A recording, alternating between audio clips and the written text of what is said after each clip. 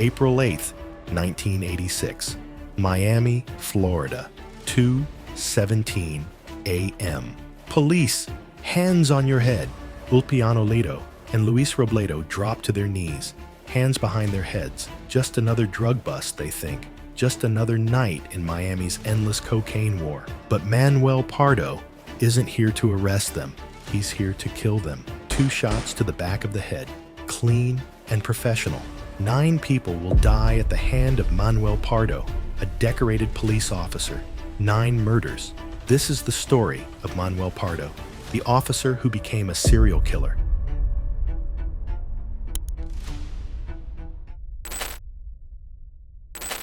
It's Miami, 1986. The height of the cocaine war, the murder capital of America. Bodies piling up faster than the morgues can handle them. And somewhere in this chaos, a serial killer is hunting. But he's not hunting rival drug dealers or gangsters. He's hunting anyone he believes deserves to die. The twist nobody saw coming? The hunter carries a badge. The killer has been sworn to protect and serve. His name is Manuel Pardo Jr. By the time you finish this video, you'll understand why his case study is still taught in police academies as the ultimate warning about what happens when we give the wrong person a gun and a badge, and why he spent 26 years on death row before finally meeting his end. Stop. Before we go deeper, I need you to picture something. Close your eyes for a moment. Picture the last time you saw a police officer. That uniform, that badge. What did you feel? Safety? Trust? Relief? You sure wouldn't expect to get killed from what is supposed to protect you. Meet Manuel Manny Pardo Jr. Born September 24th, 1956, in New York. The perfect American success story on paper.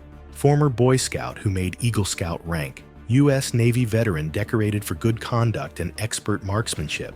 The kind of man who represented everything noble about service to country.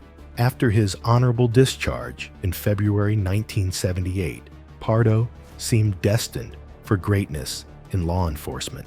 Florida Highway Patrol Academy welcomed him with open arms. He didn't just graduate, he graduated as class valedictorian, the absolute best of the best. But sometimes, the most perfect facades hide the most perfect monsters. In 1979, while serving with the Florida Highway Patrol, Pardo was fired for falsifying traffic tickets, the first crack in his perfect facade. But Miami-Dade County didn't know about this blemish on his record. He was soon hired by the police department in Sweetwater, Florida, a small city in Miami-Dade County. A fresh start, a second chance to prove himself again. And for a while, it seemed like he had learned from his mistakes. Supervisors praised his work, including the time he resuscitated an infant who had stopped breathing. Manuel Pardo was literally saving lives, but behind closed doors, something darker was developing. In 1981, Pardo was one of 4 Sweetwater officers charged with brutality, but the cases were dismissed, red flags waving that nobody wanted to see. Then came January 1985, the moment that changed everything. Pardo flew to the Bahamas to testify for a former colleague accused of drug smuggling. Under oath, he claimed they were international undercover agents. Pardo claimed, falsely, that they were international undercover agents. A complete fabrication, total lie. The truth surfaced. Manuel Pardo Jr. was fired from law enforcement forever. But here's the terrifying reality. He still had his training. He still had his weapons. And he still had his twisted sense of justice. Most importantly, he still had his badge because nobody bothered to take it back. Picture this. You're a former cop with military training, no job, and a burning sense that the system has failed you. What do? For most people, you find another career. You move on. You rebuild. But Pardo wasn't most people. Soon, Pardo began committing rip-offs with Rolando Garcia, a laborer he met through his brother-in-law. 2 men planning something terrible. But here's what separates this case. Pardo wasn't just some bitter ex-cop looking for easy money. He photographed his victims, documented details in meticulous diaries, collected newspaper clippings about each murder like trophies. This wasn't random violence driven by desperation. This was methodical extermination, documented with scientific precision. It was my New Year's resolution for 1986, Pardo would later tell an interviewer, that I would systematically eliminate as many as I could before they finally caught me or killed me. A New Year's resolution to commit murder.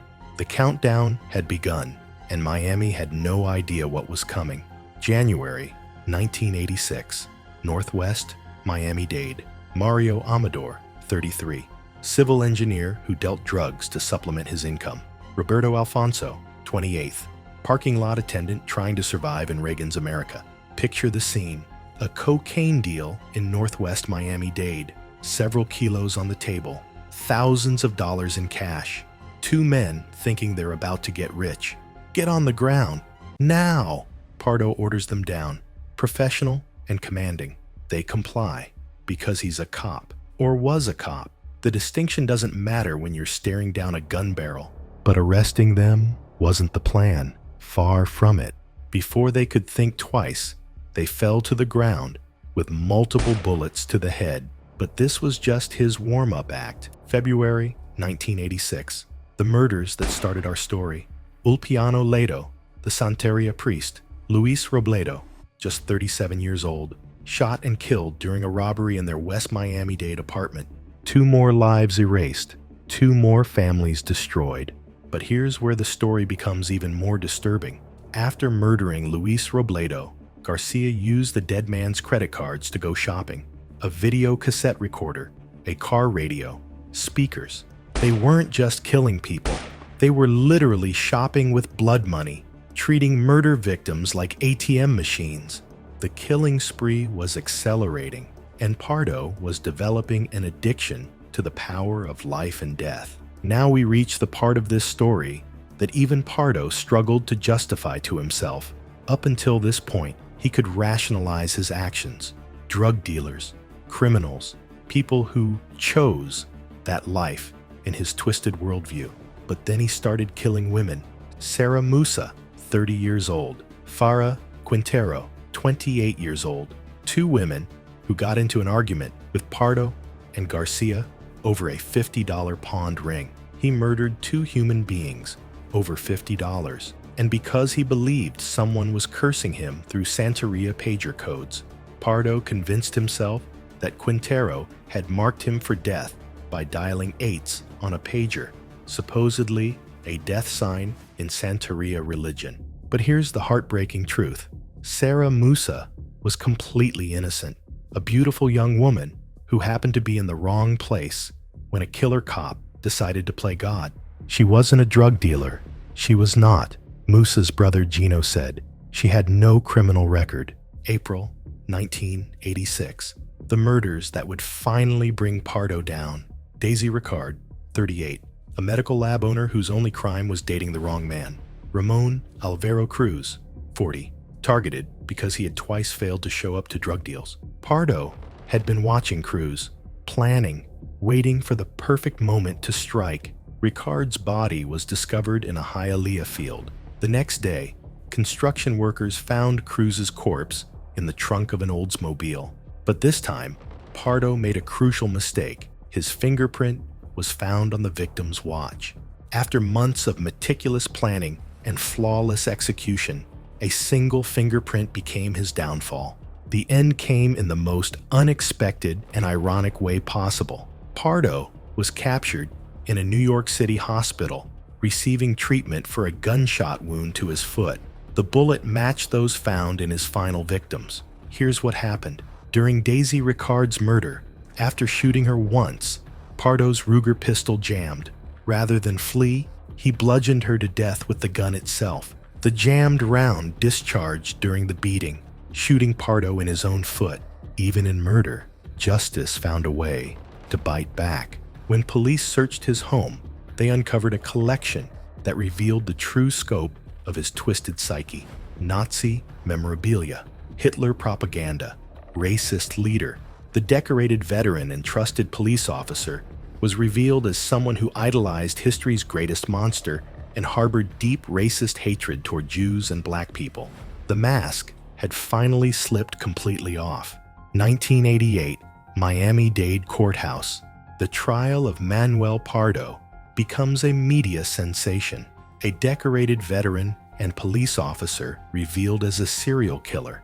Against his attorney's desperate advice, Pardo insisted on testifying in his own defense. What he said in that courtroom haunts legal experts to this day, and what he said shocked everyone in that courtroom. "I am a soldier," he declared, but that wasn't the most chilling part. "I am a soldier. I accomplished my mission, and I humbly ask you to give me the glory of ending my life and not send me to spend the rest of my days in state prison." He was asking for the death penalty, demanding it. Even facing the ultimate punishment, Pardo showed no remorse, no regret, no recognition of the human cost of his actions. The jury found him guilty on all 9 counts of first-degree murder, death sentence for each count. Pardo had gotten his wish. While waiting for his execution, something bizarre happened. Manuel Pardo became known as the Death Row Romeo. Dozens of women began corresponding with him, sending money, declaring love, financing his appeals. "Yeah, hell yeah, I enjoyed it," Pardo told a CBS interviewer, his shackled feet bouncing with enthusiasm. "I could put 20 bullets in them and go to sleep like a baby." For 26 years, this man sat on death row, never expressing an ounce of genuine remorse for the lives he had stolen. December 11th, 2012, Florida State Prison. After 26 years on death row, Manuel Pardo's time had finally come. Pardo ate a last meal of rice, red beans, roasted pork, plantains, avocado, tomatoes, and olive oil. For dessert, pumpkin pie and Cuban coffee. 8 people came to say goodbye. Prison chaplain, Roman Catholic bishop, family members still clinging to the man they thought they knew. But even in his final hours, Pardo couldn't tell the complete truth. "I never harmed those 3 women, or any female. I took the blame as I knew I was doomed, and it made no difference to me. At this time, having 6 or 9 death sentences." 6 p.m., December 11th, 2012. Manuel Pardo, 56 years old, was strapped to a gurney at Florida State Prison, 4 lines inserted into his left arm, white sheet pulled to his chin. Reporters couldn't hear his final statement due to equipment failure. Perhaps poetic justice for a man who had silenced so many voices. But prison officials recorded his last words, "Airborne forever. I love you, Michi baby," referring to his daughter. He blinked several times, eyes moving back and forth, several deep breaths. Then, over several minutes, the color drained from his face. 7:47 p.m. Manuel Pardo Jr. was pronounced dead. After 26 years, 9 victims, and countless nightmares for their families, the monster was finally gone. But this story was never really about Manuel Pardo. It's about 9 human beings whose lives he stole, and the families left to grieve. Mario Amador, 33, a civil engineer trying to make ends meet in a difficult economy. Roberto Alfonso, 28, a parking lot attendant just trying to survive. Ulpiano Ledo, 39, a welder and Santeria priest with a family who loved him. Luis Robledo, 37, a man whose credit cards were used for shopping sprees after his murder. Sarah Musa, 30, an innocent woman in the wrong place at the worst possible time. Daisy Ricard, 38, a medical lab owner whose only crime was dating the wrong man. Ramon Alvaro Cruz, 40, targeted for missing drug deals, killed like an animal. 9 lives, 9 stories cut short, 9 families forever changed by a man who believed he had the right to decide who lived and who died. The Manuel Pardo case sent shockwaves through American law enforcement that continue reverberating today. Police departments nationwide were forced to confront uncomfortable truths about their screening processes, psychological evaluations, and ongoing officer monitoring. Background checks became more comprehensive. Mental health evaluations became mandatory and ongoing. Early warning systems were implemented to identify officers showing signs of excessive aggression or vigilante thinking. Here's what should haunt every one of us about this case. Manuel Pardo genuinely believed he was the hero of his story. Even facing execution, even after 26 years to reflect on his crimes, even confronted with the pain of victim families, he maintained that he was a soldier who had accomplished a righteous mission. In his twisted mind, every murder was an act of justice. Every execution was society's gain. Every death made the world a better place. This wasn't a good cop who went bad. This was a killer who became a cop to perfect his hunting techniques. And that raises the most terrifying question of all. How many other Manuel Pardos are out there right now, wearing badges, carrying guns, and waiting for their moment to decide who lives and who dies? The next time you see a police officer, remember this story. Remember that sometimes the most dangerous predators are the ones we trust to protect us from predators. Remember that evil doesn't always announce itself with obvious warning signs.